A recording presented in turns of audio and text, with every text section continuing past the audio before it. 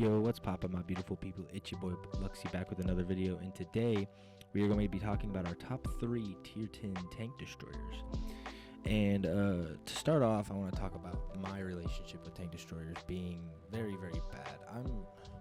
I'm not a fan of TDs simply because of the patience you need to play them, and also some of them just being so situational, and we'll get into that.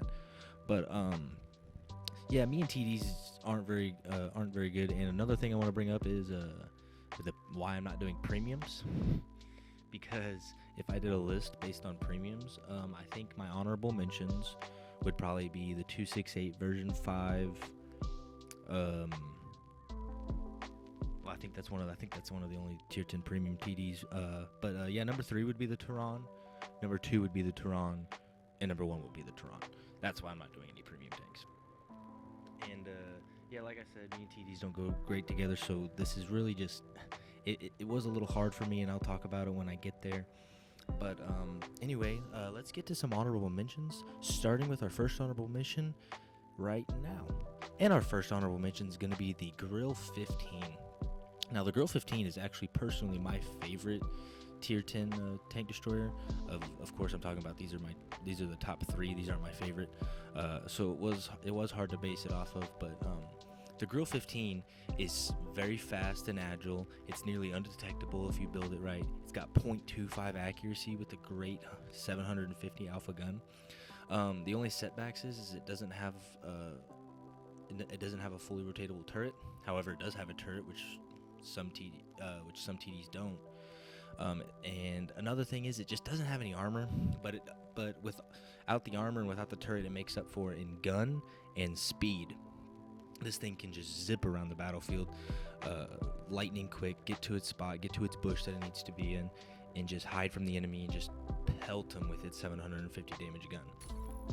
Yeah, it is sitting a little low at hit points. It's got a 15% fire chance. Its ground resistances are all average, but it does go 60 forward, which is just absolutely insane. Of the tanks on this list, it probably does have, in terms of DPM, I think it is one of the lower DPMs than all the other tanks on the list. But we'll get to that anyway. Anyway, honorable mention number 1 is the Grill 15. Let's get to honorable mention number 2.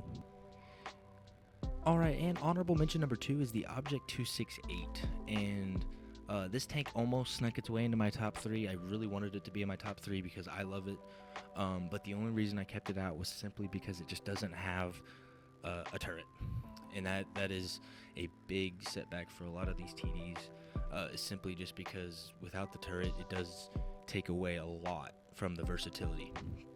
A little bit of history on the 268 is whenever this tank was added, I want to say it had obnoxious premium pin. I want to say it was like high 400s. Absolutely crazy. And then they nerfed it. Now it's actually the second highest. I think it's at like 395, something like that. Yeah, it's currently second best to the Jaegeru. Jaegeru has 420 on its heat, but the 268 stuck at 395 heat pin. It has fantastic DPM. I think it's at 4,480, which is 300 less than the Badger, which has the highest.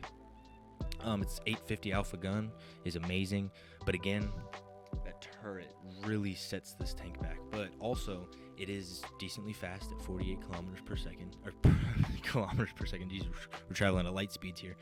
48 kilometers per hour. But one thing that does set this thing apart is its gun.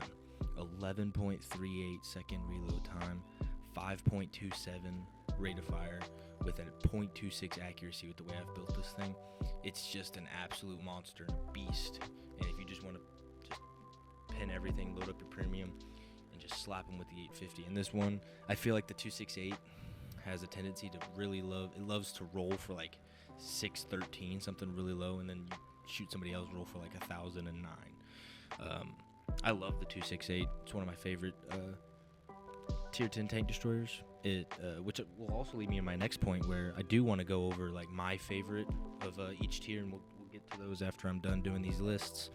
But anyway, I'm just keeping it pen and paper today, and really just based on how I've seen them perform and from the general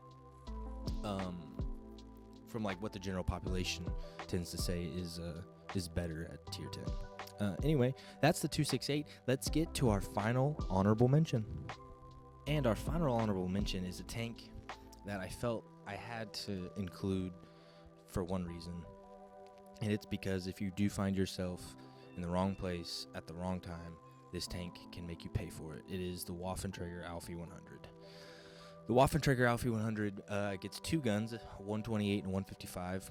Both are great, but I do prefer the 128 because the build I have at it right now, I have .23 accuracy with 38.9 seconds on my reload.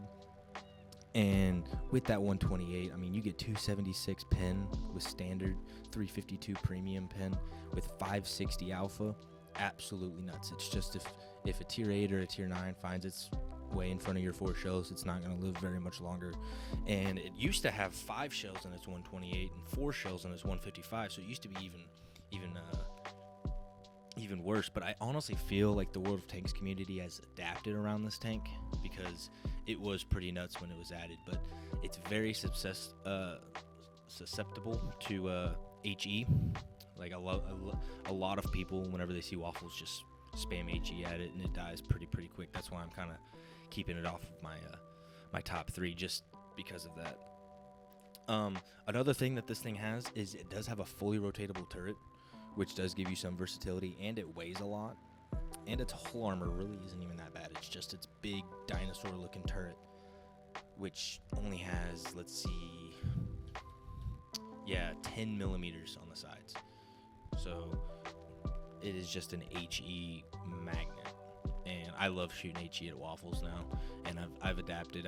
I haven't found myself in front of one of these in a very long time, but it's just the fact of it does have the chance to just delete anything that goes in front of it.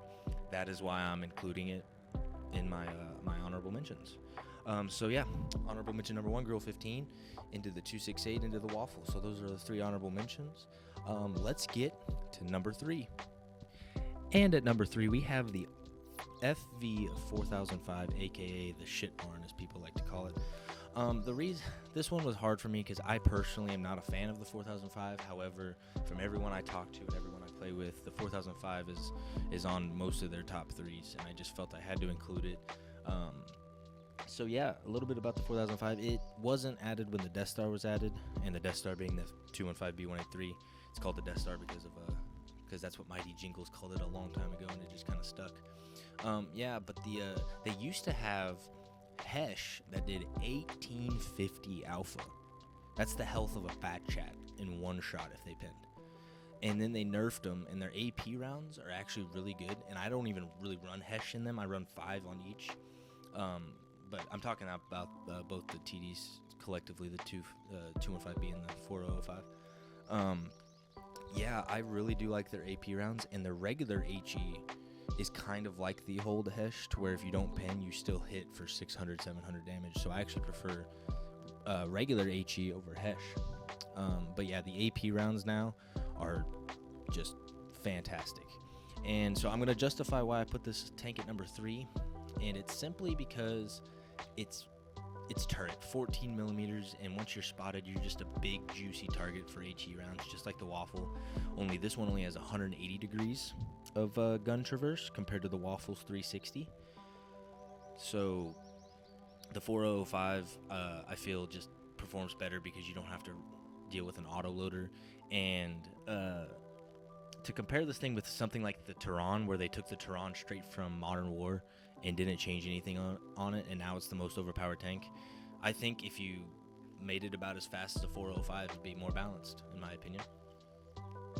But yeah, the 405 is just an absolute monster of a tank.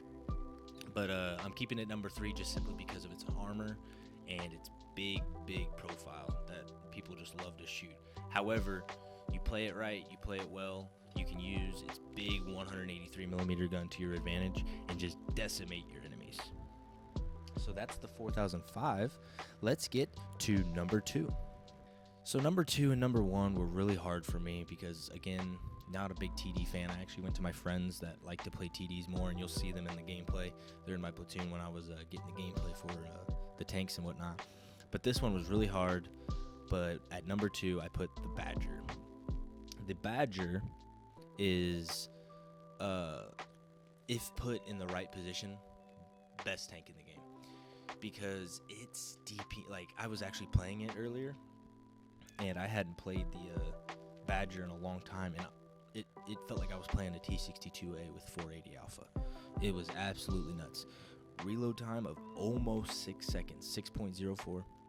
So almost 10 rounds per minute at 480 alpha puts this thing at 4,766 damage per minute. Absolutely nuts. With 2100 HP and nearly impenetrable turret armor, this thing is an absolute beast. Now, the reason the Badger is at number 2, similar to the 268, is because it doesn't have a turret, and it doesn't have the mobility to make up for not having a turret. So you really have to kind of get lucky with the positioning of your Badger. If you get wide open maps and you find yourself out in the open, you can really be in for some trouble. But if you kind of play it like a heavy tank and get it into hold down positions, this thing is second to none, except for our next tank, which I'll get to in a second. But yeah, the Badger, absolutely insane. Like I said, the mobility is really the only thing that stops the Badger from being great. No turret as well. Which brings me to my next number 1 pick. Let's get to it right now. And at number 1, we have the American Tier 10 TD T110E4. Now, the reason I put the T110E4 up here is because the T110E4 is not great at one thing. It's good at everything. Which, what I mean by that is it's probably one of the most versatile. It's the most versatile Tier 10 tank destroyer, excluding the Tehran. It plays kind of more like a heavy than a TD, but whenever it plays like a heavy, it's better than 95% of the heavy tanks in this game. I hate fighting E4s because their turrets are really janky and they're really awkward to pin sometimes. But this thing is just an absolute monster. Its gun stats do not compare to the Badger. No gun stats in the game compared to the Badger, but they're still very, very good. It's got 2,000 HP, 100 less than the Badger. It's got 3,600 DPM, which is almost 1,000 less than the Badger, but it hits for 850, and it gets 295 pen with 375 premium pen, which is very, very good.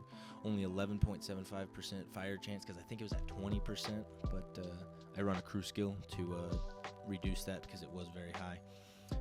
Its mobility, average, really just heavy tank-esque. Really, like I said, this thing plays like a heavy, and it really just plays better than most heavies. And it's kind of hard for me to talk about this tank because, like I said, I don't really like TDs, and I haven't played this tank enough to really give my I don't know what word I'm looking for, but like give my opinion on the tanks and really talk about them and go through them, because I'm not as enthusiastic about TDs as I am like medium tanks and light tanks and tanks I enjoy, because personally my favorite Tier 10 TD with the grill is the Death Star. But other than that, I really don't find myself playing TDs all that much. But yeah, so number 1, T110E4, number 2, Badger, number 3, FE405, with the honorable mentions of the Grill 15, the 268, and the Waffen Traeger. I feel confident with my list. If you guys have your own personal list and you guys don't agree with it, let me know in the comments. I'd love to hear it, love to talk about it. And if you guys enjoyed the video, please leave a like, subscribe, and I'll catch y'all next time. I'm running out of time, every day goes by so fast, and every moment counts, baby, I don't wanna miss a thing. We can sleep under the stars, we can sleep under the stars, or hang out in hotel bars, driving somewhere in your car. We can sleep under